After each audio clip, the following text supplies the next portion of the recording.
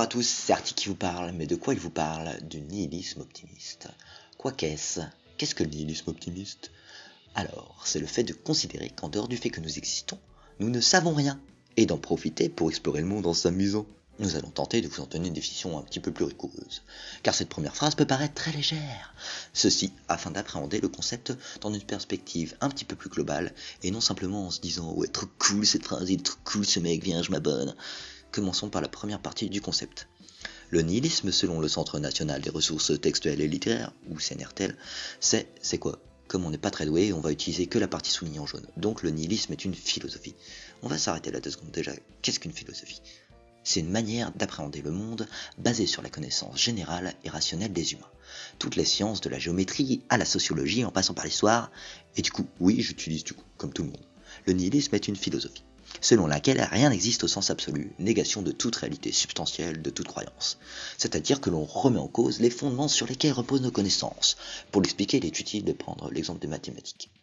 Prenons une droite qui est formée par la ligne entre les points A et B.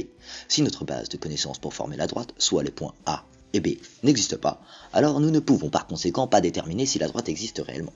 Regardez le schéma. Le nihilisme applique le même principe pour le social. Négation des valeurs morales et sociales ainsi que de leur hiérarchie. Certains y voient donc une disposition d'esprit caractérisée par le pessimisme et le désenchantement moral. Et c'est là qu'intervient la deuxième partie de la définition. L'optimisme, toujours selon le CNRTL, oui, j'adore ce site, c'est une disposition d'esprit qui consiste à voir le bon côté des choses, à trouver que tout est pour le mieux, à ne pas s'inquiéter des embarras présents et à bien augurer de l'avenir. En plus simple, la disposition d'esprit, c'est la confiance. Regardez, ils le mettent plus bas. Confiance dans l'issue, le dénouement favorable d'une situation inquiétante, embarrassante. Voilà ce que l'on peut en retirer par exemple, c'est choisir de garder les côtés d'une chose qui nous plaît pour avancer avec ou grâce à cette chose. Ou si l'on reprend l'exemple de la droite, on peut construire un cadre de logique appelé géométrie. C'est pas mal, ça sert à beaucoup de choses. Contrairement au pessimiste qui est bouh ou c'est pas bien. C'est quoi le bien? Non, on verra peut-être ça plus tard.